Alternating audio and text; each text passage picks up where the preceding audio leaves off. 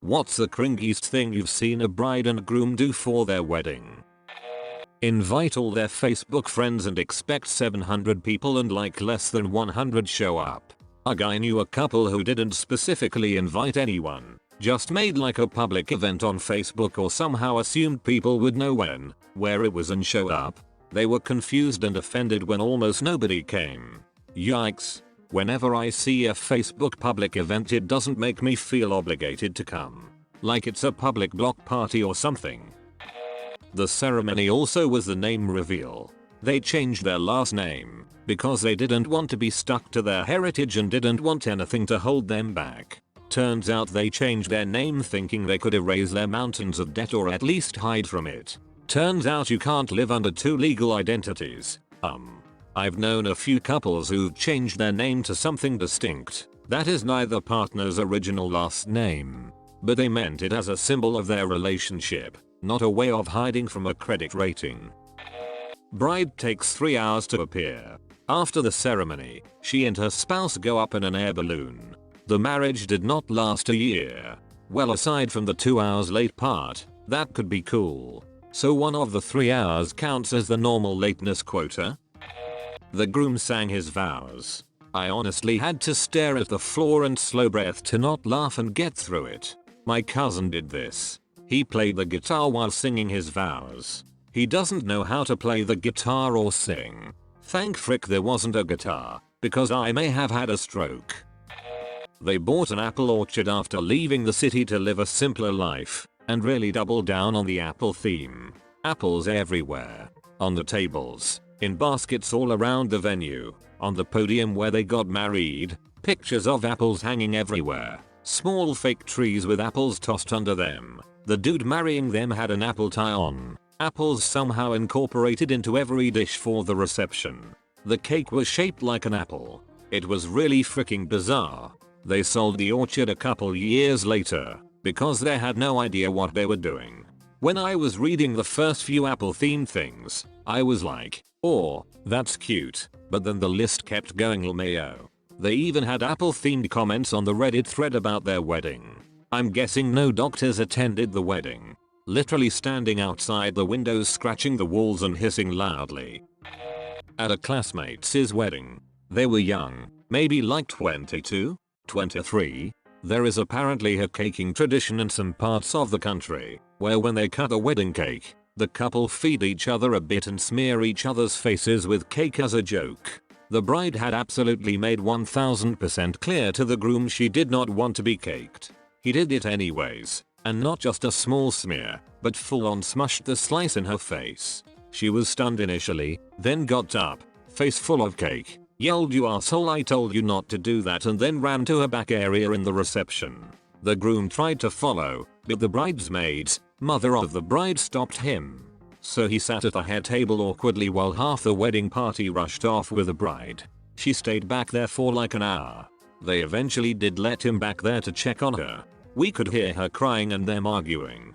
The rest of the reception came to a screeching halt until one of the bride's aunts emerged and directed the servers to clear the tables and put on some music. They got divorced 2 years later. My dad's mother and stepfather owned a bar restaurant back in the 60s that hosted the occasional wedding reception. At one such reception, the husband caked the wife, even as she was asking him not to, knowing he would do it. When he did, a fist fight broke out between the newlyweds that soon involved much of the wedding.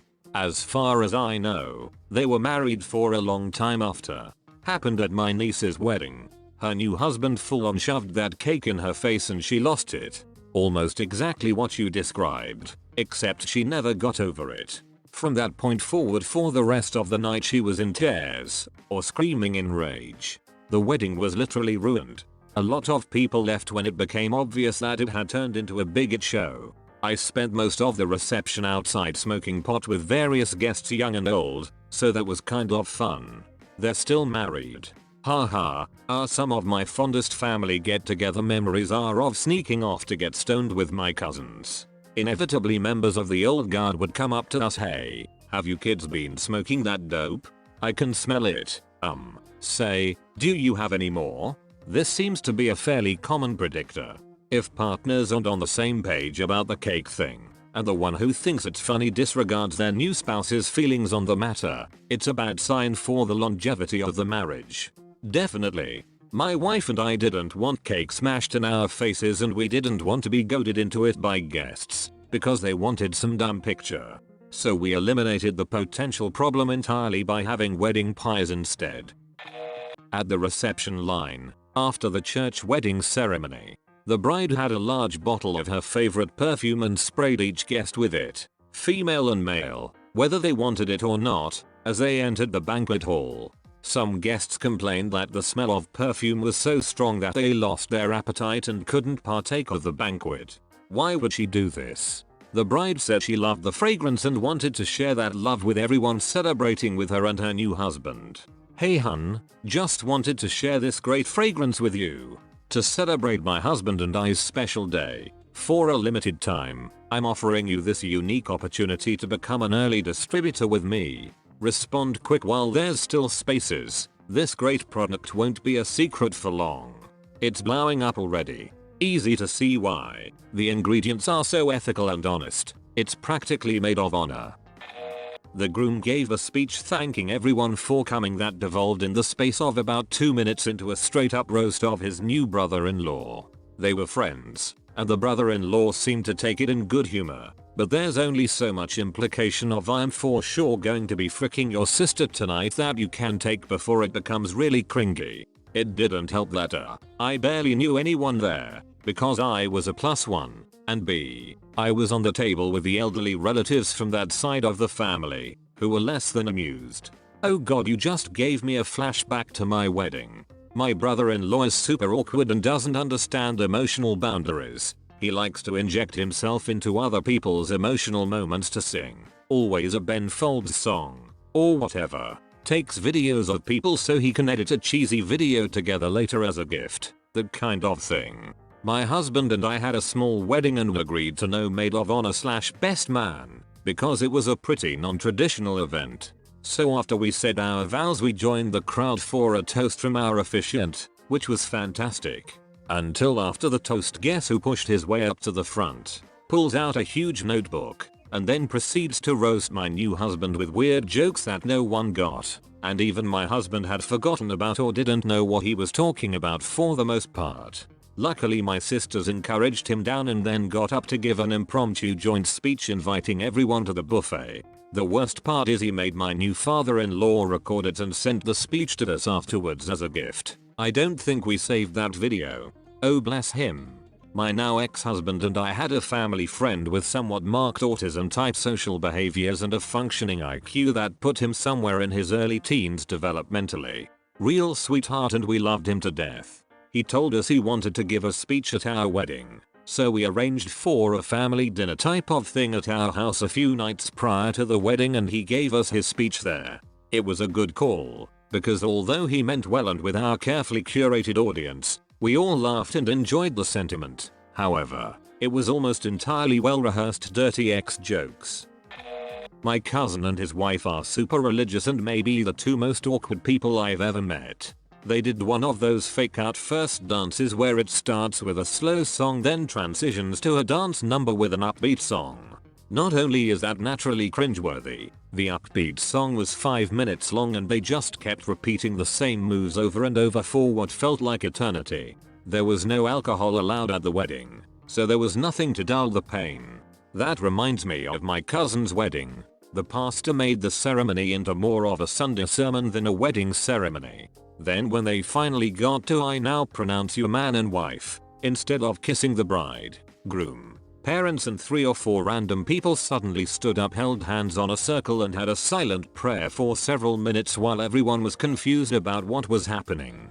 Also, it was a dry reception. I saw one guy with a beer, but he must have brought it himself, because I looked around and couldn't find any. I've worked over 200 weddings at the same venue. Many couples wanted fireworks and we had a company that could always do a show. The couple always, without fail, would pick Firework by Katy Perry to play during the show. I had an 8th grade student die of cancer, and they played this at her funeral. That's all I can think about when I hear the song. That sucks.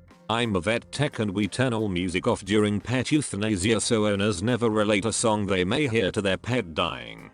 I'm so sorry you have to go through that. My brother requested Let It Be sung at his funeral. At least now when I hear it I think of him. This makes me feel sick. Maybe you're not getting it. See, the song is called Firework, and they play it when there are literal fireworks going off. It's actually super clever and original. You just have to spend a few minutes thinking about it to get it. When I was in high school, one of my hockey teammates had a kid with his girlfriend when they were juniors. They decided to get married and the wedding was officiated by my teammate's dad, who also happened to be our head coach. The entire wedding was the bride and groom's direct family and the hockey team, at a Golden Corral. Then the reception was at, the same Golden Corral. Then we had a hockey game that night. The other team we played that night somehow found out about it and hounded the guy the whole time. They were a bunch of dongs. Now about 7 years later they have a second kid. Dad is an officer in the Air Force. Both of his kids play hockey and he coaches and refs, and him and his wife look very happy, so I'm glad it all worked out for them. I know of no place in the world less suited for a wedding than a Golden Corral. This is the best story.